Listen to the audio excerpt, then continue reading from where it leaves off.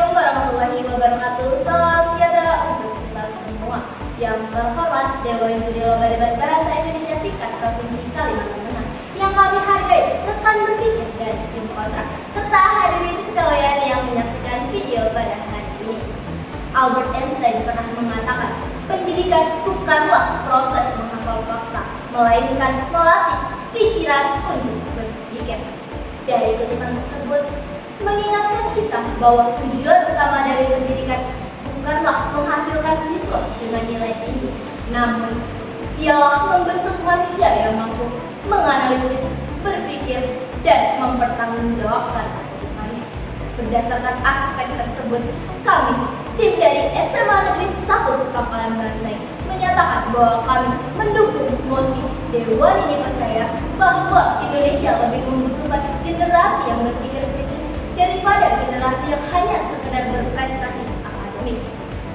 Adapun di sini saya Zelski Afrila Fadila selaku pembicara pertama akan membedah mosi terlebih dahulu sebelum memasuki argumentasi pertama.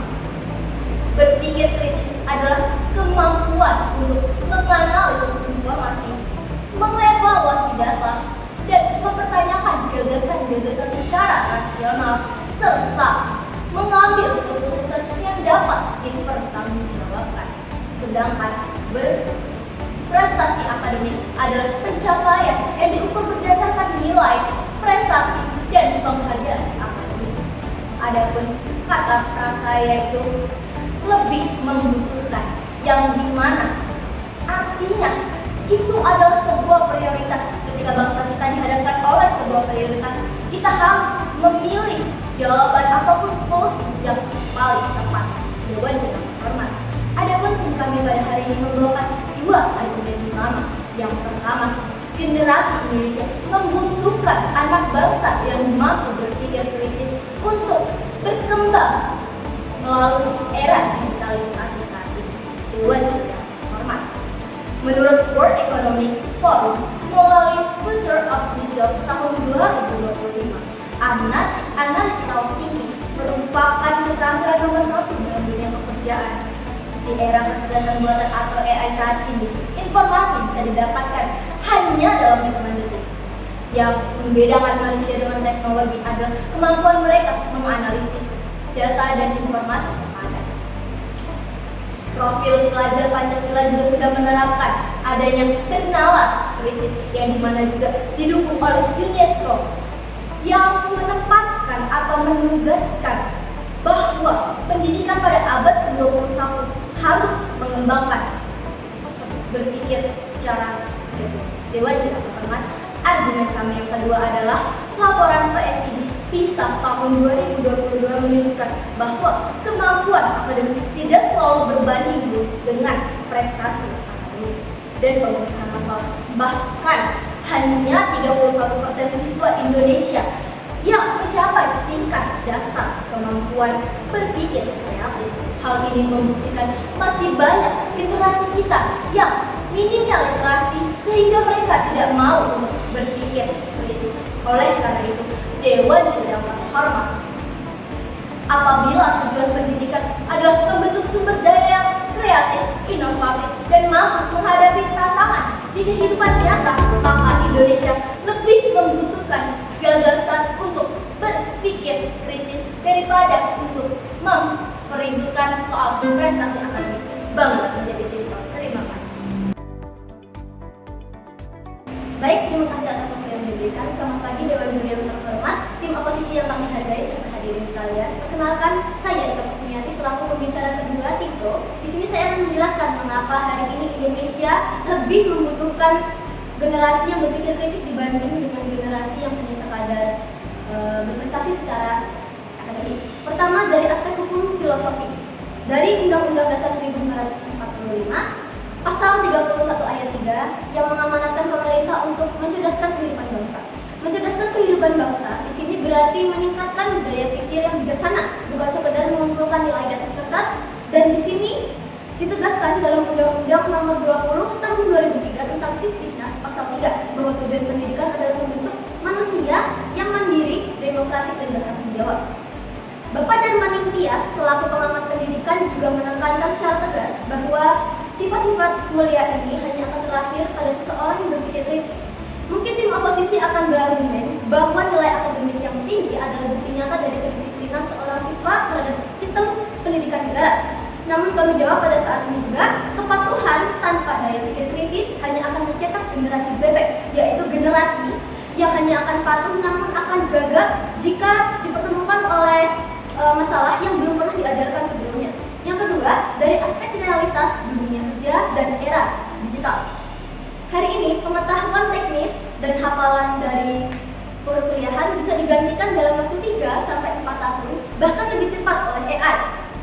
Dan data dari Badan Pusat Statistika juga menunjukkan bahwa pengangguran terbuka di Indonesia justru didominasi oleh kaum berpendidikan tinggi, oleh lulusan pendidikan tinggi. Contohnya diploma dan sarjana. Ini menunjukkan bahwa nilai IPK tidak menjamin seseorang diserap oleh dunia kerja.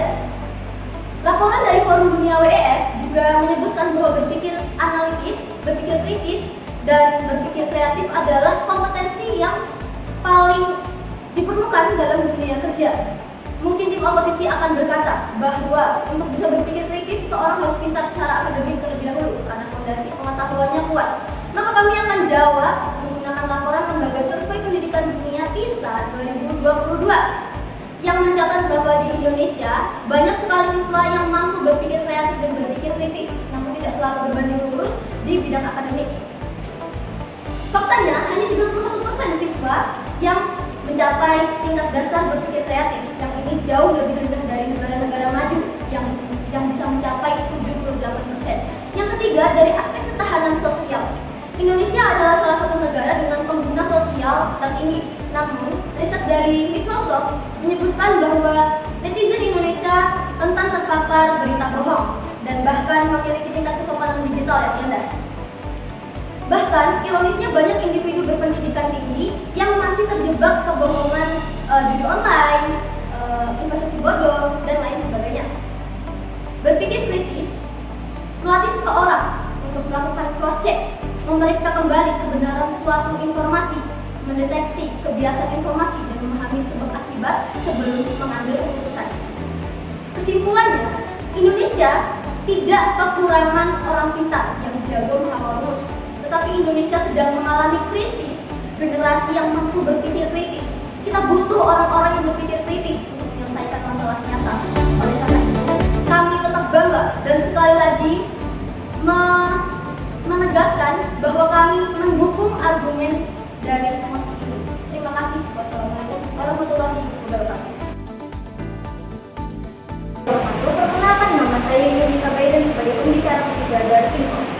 Pada kesempatan kali ini, saya akan membantu perkiraan argumentasi dari tim oposisi serta memperkuat argumentasi yang telah saya sampaikan tadi. Dewan juri yang terhormat, tim oposisi mungkin akan menyampaikan bahwa prestasi akademik merupakan ukuran kecerdasan yang salah utama keberhasilan seseorang. Namun argumentasi tersebut tidaklah sepenuhnya benar. Prestasi akademik hanya mengukur kemampuan seseorang untuk berpikir kritis dan memenuhi standar penilaian tertentu, sedangkan kehidupan nyata menuntut kemampuan yang lebih luas. Sebagaimana telah dijelaskan oleh pembicara kedua kami, data BPS menunjukkan bahwa lulusan pendidikan tinggi masih menyumbang angka pengangguran yang cukup besar. Hal ini membuktikan bahwa nilai akademik yang tinggi tidak otomatis menjamin kesiapan menghadapi dunia kerja. Kedua, tim oposisi mungkin berpendapat bahwa berpikir kritis hanya dapat berkembang apabila seseorang memiliki prestasi akademik yang tinggi. Kami jelas menolak pendapat tersebut karena menurut data PISA tahun 2022 menunjukkan bahwa kemampuan berpikir kreatif dan akademik tidak selalu berjalan beriringan. Banyak siswa yang menghasilkan ide kreatif melalui berpikir kritis, meskipun tidak berada pada kelompok nilai akademik tertinggi. Artinya, kemampuan berpikir tingkat tinggi dapat berkembang tanpa harus bergantung pada prestasi akademik. Dewan juri yang terhormat, kelemahan utama tim oposisi adalah mereka terlalu menekankan nilai akademik tanpa menjelaskan bagaimana nilai tersebut mampu menjawab persoalan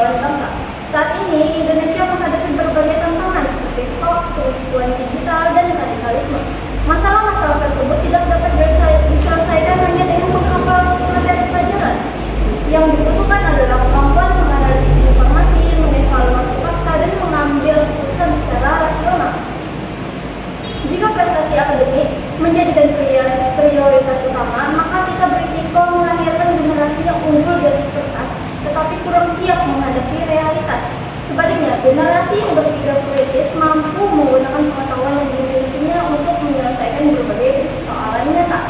Dewan Juri yang terhormat, pembicara pertama telah menjelaskan bahwa World Economic Forum menempatkan analytical thinking sebagai salah satu keterampilan yang paling dibutuhkan masa depan. Pembicara kedua juga telah menjelaskan bahwa tujuan pendidikan nasional adalah membentuk manusia yang mandiri, demokratis, dan bertanggung jawab. Fakta tersebut menunjukkan bahwa kemampuan berpikir merupakan kebutuhan penting bagi pembangunan bangsa. Di Kalimantan Tengah, misalnya, potensi sumber daya alam, pertanian, dan ekonomi digital tidak akan berkembang hanya karena masyarakat memiliki nilai rapat yang tinggi. Yang dibutuhkan adalah generasi yang mampu menganalisis peluang, menyelesaikan masalah, berinovasi, dan mengambil keputusan yang tepat. Dengan kata lain, prestasi akademik hanyalah alat, sedangkan berpikir kritis adalah kemampuan untuk menggunakan alat tersebut secara efektif. Dewan Juri yang terhormat, berdasarkan seluruh argumentasi yang telah kami sampaikan, terbukti bahwa pertama, dunia kerja modern lebih membutuhkan kemampuan berpikir kritis dibandingkan sekedar nilai akademik. Kedua, prestasi akademik tidak selalu berbanding lurus dengan kemampuan memecahkan masalah. Ketiga, tantangan Indonesia di era digital membutuhkan generasi yang mampu menganalisis dan mengambil keputusan secara rasional. Keempat, tujuan pendidikan nasional lebih sejalan dengan pembentukan daya nalar kritis. Sebagaimana yang dikatakan Albert Einstein, pendidikan bukanlah proses menghafal fakta, melainkan melatih pikiran untuk berpikir. Oleh karena itu, kami menyatakan sangat setuju terhadap mosi bahwa ini lebih membutuhkan generasi yang berpikir kritis daripada generasi yang akan berprestasi akademik. Terima kasih. Assalamualaikum warahmatullahi wabarakatuh. Burung merpati terbang ke awan, tinggal sejenak di pohon jati. Izinkan kami memberikan kesimpulan sebelum menutup debat pada hari ini.